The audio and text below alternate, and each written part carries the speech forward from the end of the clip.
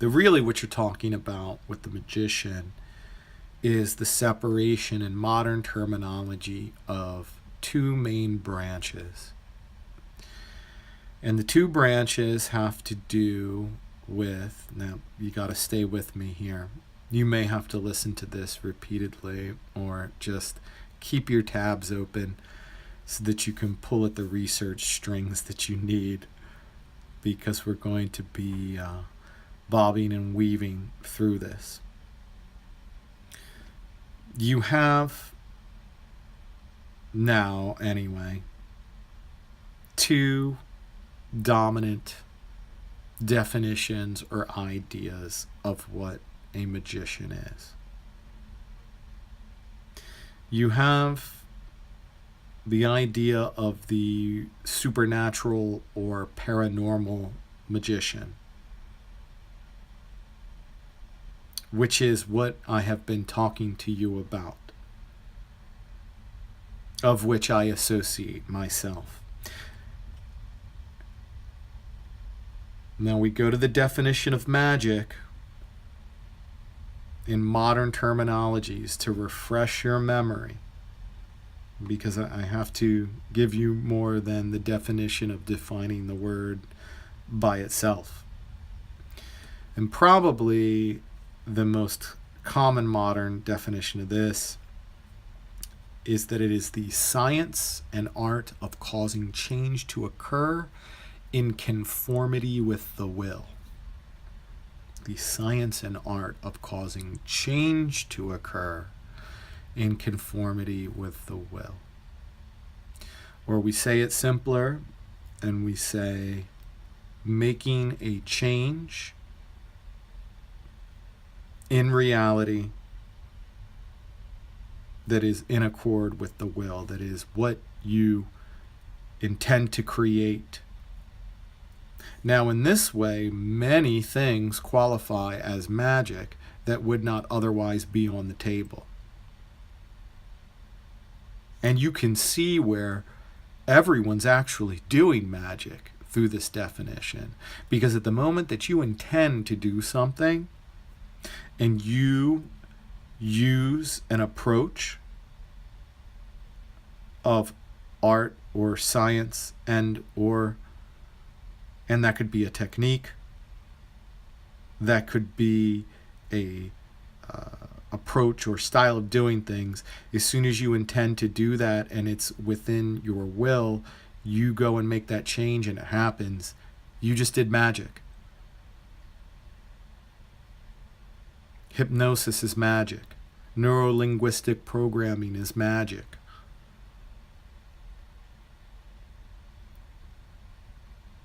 Getting a 3-point shot on the basketball court can be magic. So we're really changing what the definition of it is. My favorite, though, the first I can recall hearing of it, is Dan Attrell, who has an amazing podcast. It's called The Modern Hermeticist. And I advise, if you like the history and you'd like to know more from an academic's perspective, go and check that out. He's the first one I heard the definition of magic being ritual, art, and prayer. I believe that's what he had said that it was. If I'm paraphrasing, I like the way he said it. I say it that way, that it is part ritual, part art, and part prayer. And I think that aptly describes what I do and what many others do. And we will talk in the future about the purpose of ritual and why it matters. Actually, all three of these things, because they are central to it. So while magic may be defined as a noun, it is very much a process. It is a way that one does something.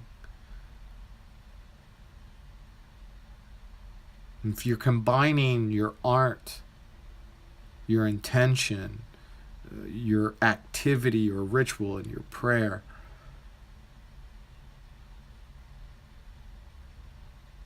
and the beauty is the prayer doesn't have to be to a small deity or a small concept. It can be to your higher self. It can be to however you want to define that supreme intelligence. Again, we don't get hung up on the definitions. We see through the differences and find the commonalities so that we can identify with each other's experiences. And this is how we grow together. This is how we actually change things and bring about an awakening of consciousness. And this is why this is relevant to consciousness. It's not just about magic, it's about awareness. And many of these things overlap each other. They dovetail together. They're not as easily disentangled. So when you start to look at it from a holistic perspective, you will see the game completely different. You won't get hung up on the particulars because you'll see the big picture. And that's the beauty of it. That's where you really start to find your lane and find your groove of how you want to express yourself through consciousness and through raising that vibration and becoming aware and ascending to a higher plane of being. And this goes into enlightenment, and it goes into the true will, and it goes into all these things that are above base level existence. You get up, you eat, you poop, you go to bed, you're done. There's more to it than all that. And that's what this is about. So the modern definition has taken it from a way where we actually can look at it through a psychological model's lens. You can apply all of this through a psychological model, and it will still function. That's why it sort of doesn't matter when people ask, well, is it real? Well, did you produce the effect that you wanted? Because if you did, it's real. Did it work? It's real. Oh, you were doing it inside of your head. Well, did it work? It was real. So if these spirits and God forms and miracles are all things going on exclusively inside of you, well, look at the result of what it is. What results are you producing? Did it help you? Did it empower you? Did it help others? Did it work? What's real anymore? In this world? So many beautiful ways to answer that. What's real? Well, largely each individual is going to define that through their perception. So as you change your perceptions, you're going to see things through different lenses, and you will notice things in different ways. And you already have. All you have to do is go back and look at how, if you can even wrap your head around how you viewed the world as a 5-year-old or a 15-year-old or a 55-year-old, and what you noticed that was similar and what you noticed that was different. And how if it is not in your perception, it slips right by. That's why, hey, the good news for you is if you're actually listening to this podcast, then it was already on your mind. It was already in your perception. So it's likely, even if you denied it up or down, that you're a magician. You can call it some other word. Really, that's a big issue, is people trying to find another word to use for it. And this has to do with the other common definition of it, and that of the stage magician, which we could more accurately call an illusionist, because they are the ones that are doing the tricks. And this really came about most popularly in the 19th century with the decline of a belief in witchcraft and the supernatural, and the rise of physicalist science, and how these types of magicians were doing shows and theater with modern technology, and they were able to create illusions. And it goes back further than this. You can go back to the Renaissance, at least in the stories where these things happened, and they were related to performance. Now, they go back to the ancient world, because we have to recognize these things as neutral if we really want to approach them in a holistic way. Not, well, this was good, this was bad. Even the concepts of white and black magic are modern in comparison to the way that these things were looked at, because it was not always uniformly so. So these things go back a while, and they even get into fire performance and other types of trickery that was used to create an image of power, or of magic or mystery or unexplained phenomenal things. And sometimes these were used in a way to entertain, and sometimes they were used in a way to create real power, because at the point that someone perceives it, it becomes real. And this isn't fundamentally different than any other type of philosophy or a religious doctrine that keeps people in line.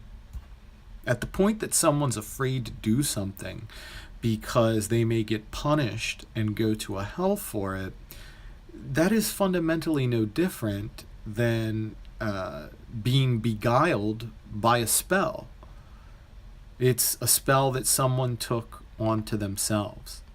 And, that's my opinion on that. Some people, they are so entranced by a specific doctrine that every other thing is an exclusion to that. And if that's part of their path, that's part of their path. And I respectfully disagree with that. Though, the stage magician is the inheritor of what was left over when many of the magical concepts that had to do with truly altering reality and doing phenomenal things were either discredited or went underground. And some of the ways that they were discredited, rightfully so, had to do with fraud. And that doesn't mean you throw the baby out with the bathwater. And I think that's where it's been an easy target for people in science, or at least in physical science, because it's not even uniform in science that they feel that way about it. Again, more episodes. Though I think that it's an important distinction that it has become in the popular culture someone that does these illusions and tricks.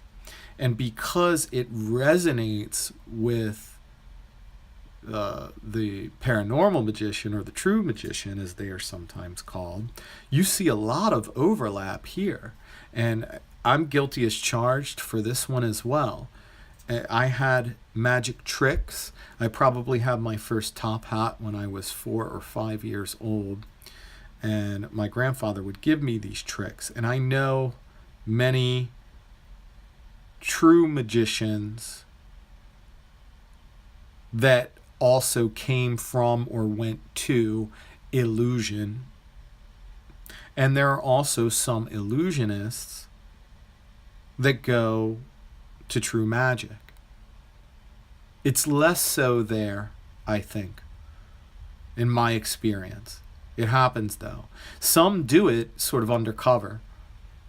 They're sort of in the closet about it.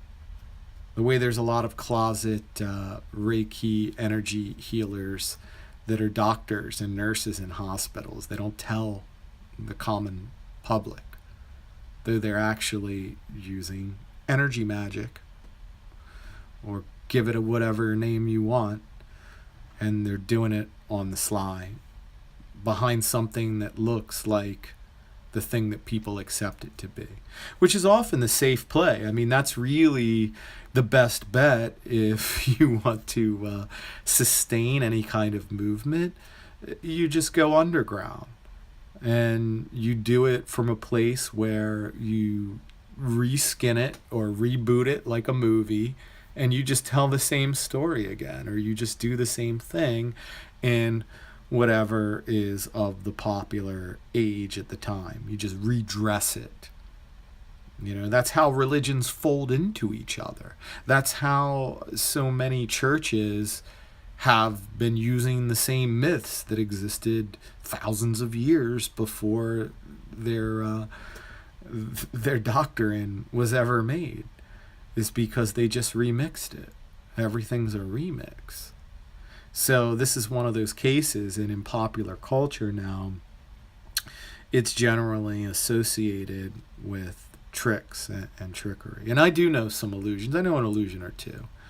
It's not my strong suit at this time, because I'm so much more intrigued with true magic. The illusion, though, becomes appealing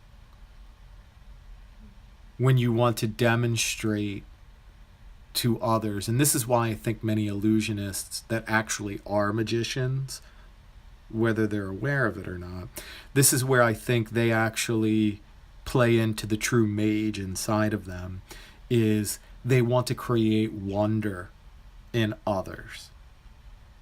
And they want to see smiles and help and heal. And so through the performance aspect of it, they're actually doing the true magician's work. Not to mention the discipline and dedication that is involved in those arts to be able to do those things, and as seekers of the unexplained. So it's really funny, because even as they are very different, they do overlap, and in many places they are very much the same. Though you could talk to any two magicians and they may not see it the same, which is really funny, because they may not even recognize the other. And yet they would be working effectively the same, just through a different means. And that's stage magic, and the popular conception of the top hat and the tail coat and the white gloves and all of that is really pretty modern in comparison. It's 150, less than 200 years old that idea has come about. I play with that archetype imagery in what I do, because I know that that's a way for me to shorthand to people what I'm working with. And that, I suppose, because essentially, I don't see them as different, even as they are using different methods.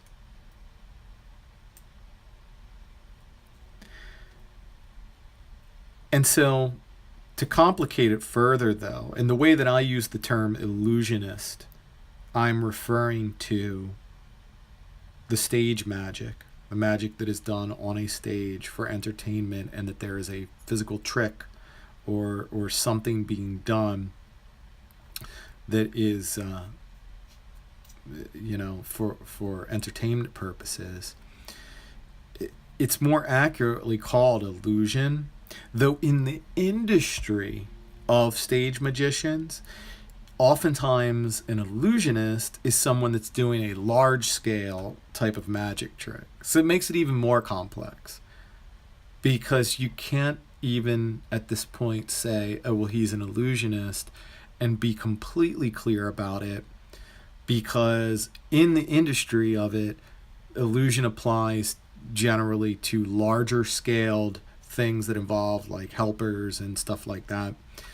And then it's even gotten into marketing terminology and everything else. So you see what a tangled mess of these terms are, and why maybe I found it important to define to you, the listener, as you go through this journey with me, what I am talking about. Because wherever you're coming from to come to the table on this, maybe you know very little about these terms. Maybe you're an old hat, and everything I'm telling you is nothing new under the sun, though it's important for you to know what I'm talking about to communicate effectively to you. And I feel strongly about that, which is why I thought this was an important foundation. And when we get into some of the other foundational material that really has a lot to do with this on the overarching scheme of things, that basically the map is not the territory, and that it's not worth getting hung up on these little things, when really what you want to do is understand your process. At least that's what I want to do, and that's what I want to communicate, is how I process things and what might be of value to you in your own journeys. Because if you've experienced any of these, it's not something that you may be very familiar with others who have gone through this before. And I'm aware of that. And so at the point that even just sharing my experience can be a support system for others who are going through this, because this very often is a solitary thing. Sometimes these folks work together. Sometimes it's a very solitary thing.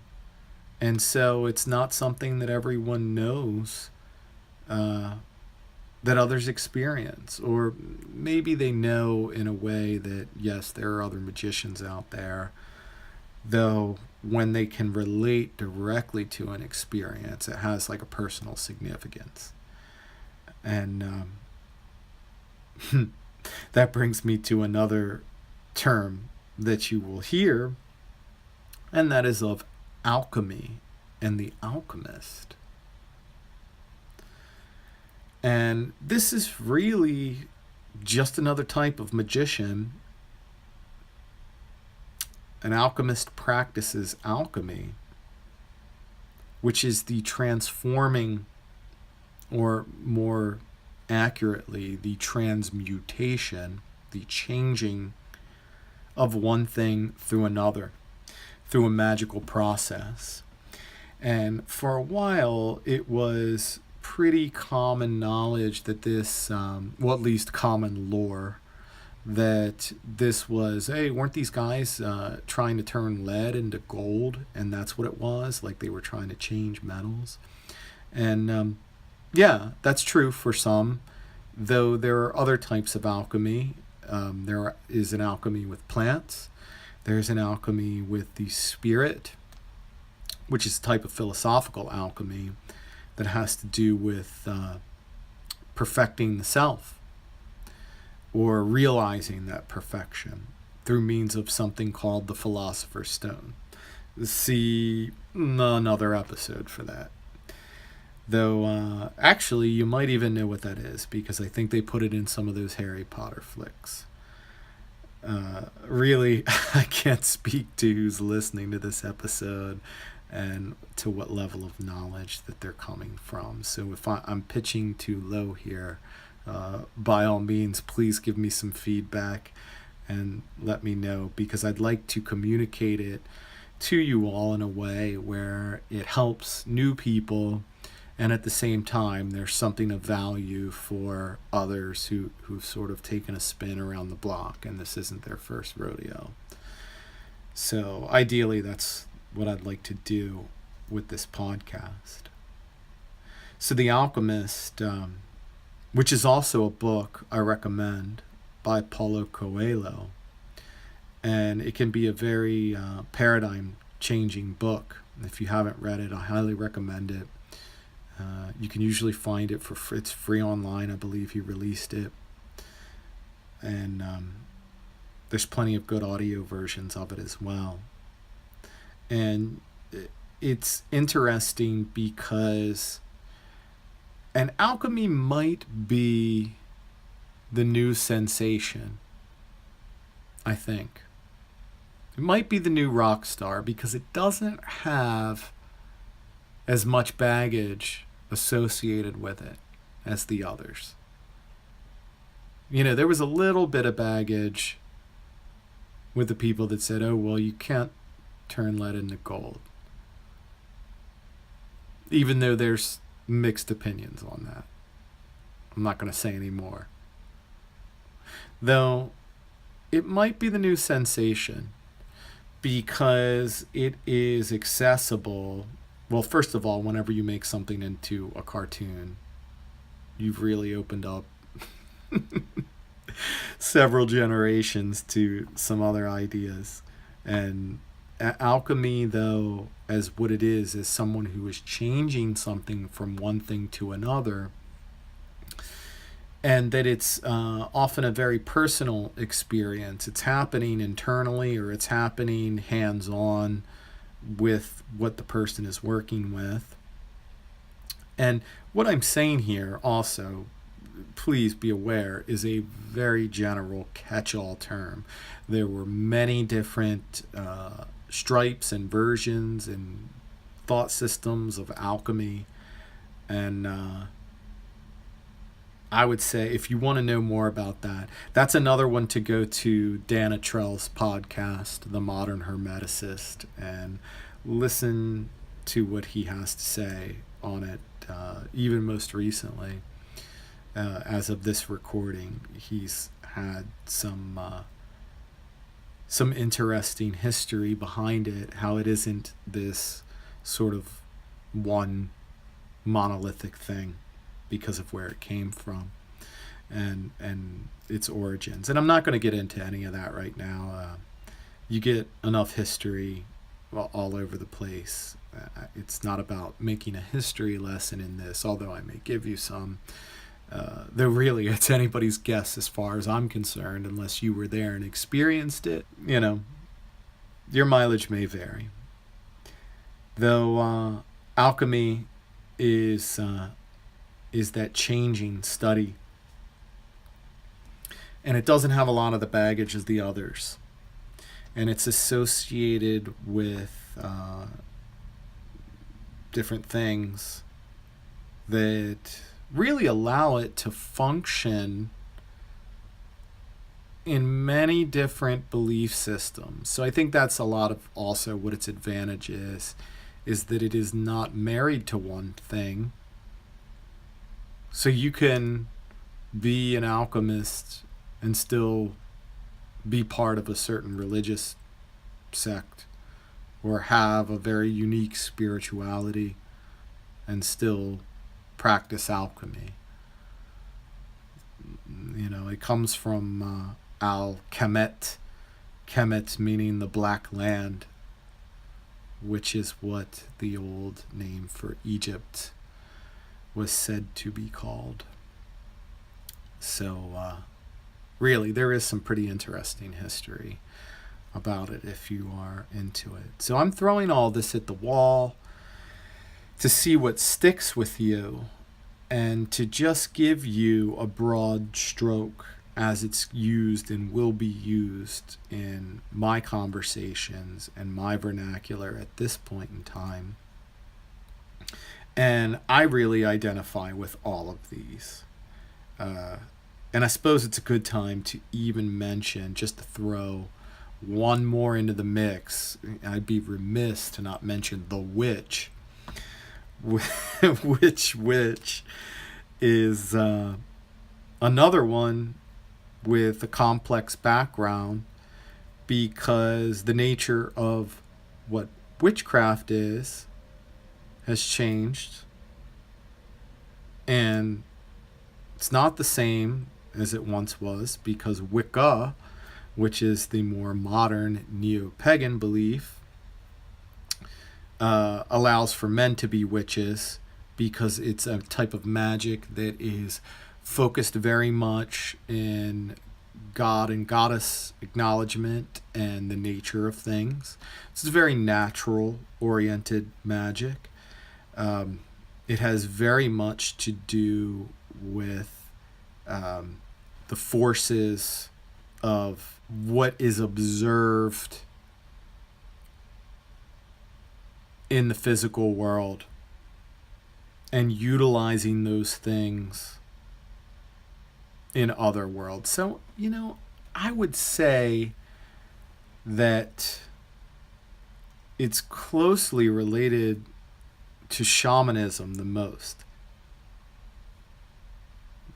which I think essentially it's a sort of codified, and that's if it's codified, because it's not that simple.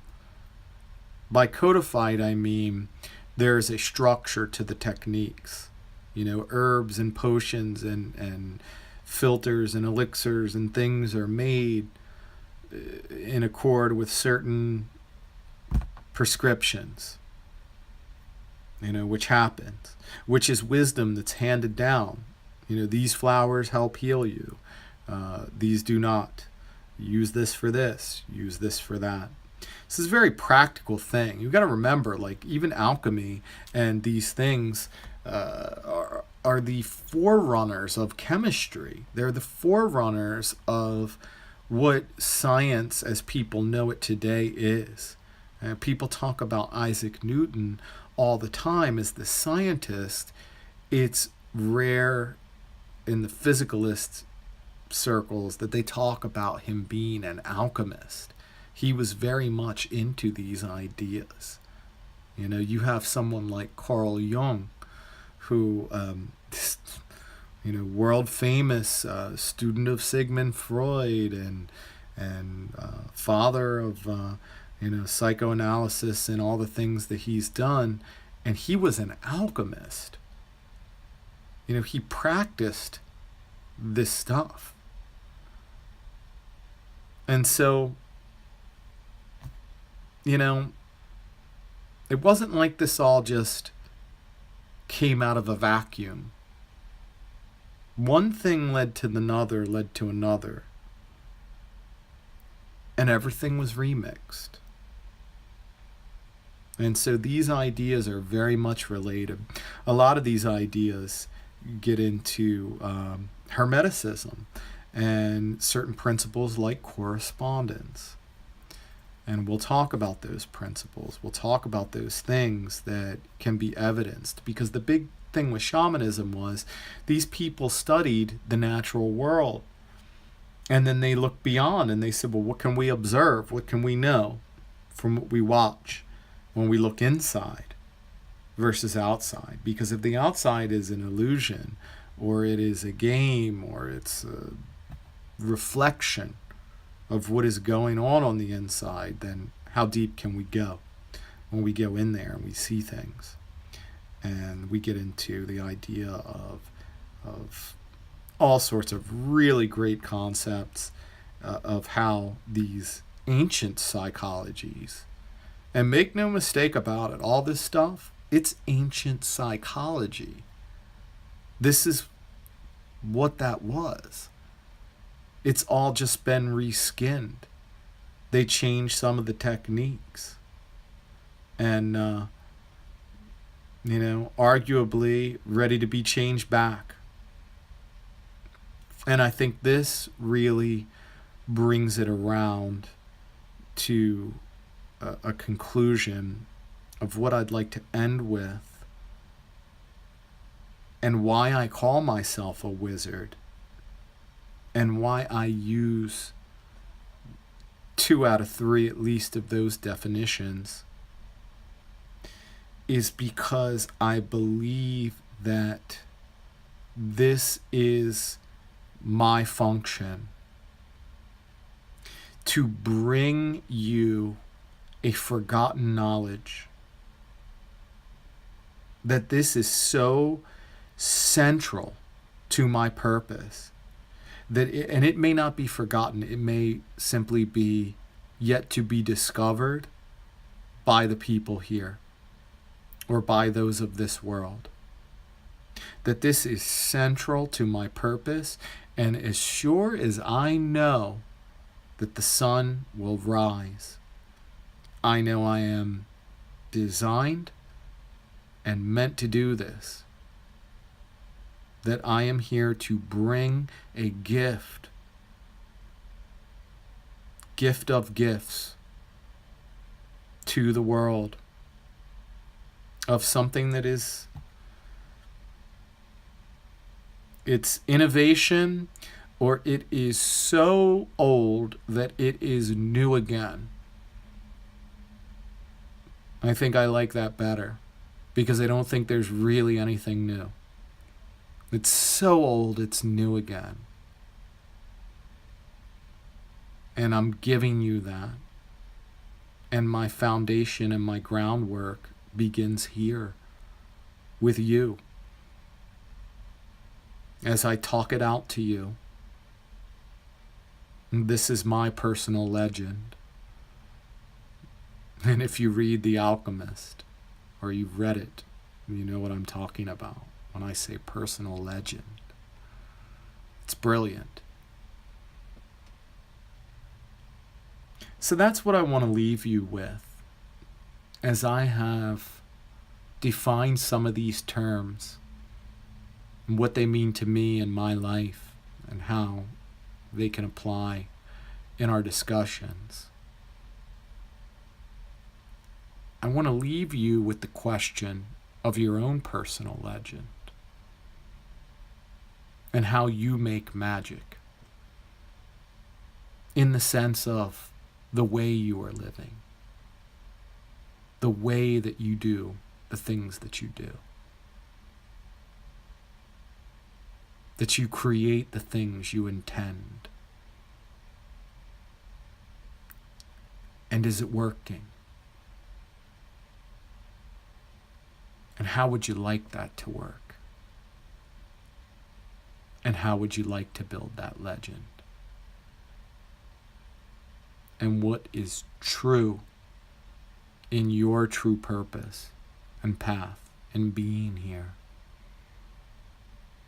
Because at the moment that you realize this, you've created the intention. And by creating the intention, you're one step closer to making it real. And that is your magic. Now it starts with the intention. The intention of your true will and what you're here to do. So think on that. Check yourself. If you think you've been on the road, ask yourself, am I on my path? Am I living in fulfillment of my true will, my true life's purpose? Am I creating the personal legend that I intend to? And it's okay if you haven't up until this point. Acknowledge it. Be honest with yourself. You don't have to be too hard or too easy. Just acknowledge it. Because at the moment you can acknowledge where you are, it's easier to figure out where you want to go. And with that, my friends, I bid you farewell and thank you for joining me on Woke Minds with the Wizard of LA. And remember, keep warm, sir. And that was part 2 of The Wizard, the Shaman, the Magician, the Mystic, and more. If you have enjoyed this, if you found any benefit in any way, I invite you to support this podcast through whatever means is available to you. You can like, subscribe, share. You can also make a contribution financially through PayPal at thewizardofla@gmail.com. And most importantly, you can keep listening and give us your feedback as to what you would like to know about and how it can help you, and if you've had these experiences. And feel free to comment on that and create the discussion so that as this journey continues, we can make the most of it and create a type of content that lasts and is worthy of your life in these times that we go through. And I will certainly continue to do my best in that regard and provide for you the best that I can. Thank you, friends. See you again next time on Woke Minds with the Wizard of LA.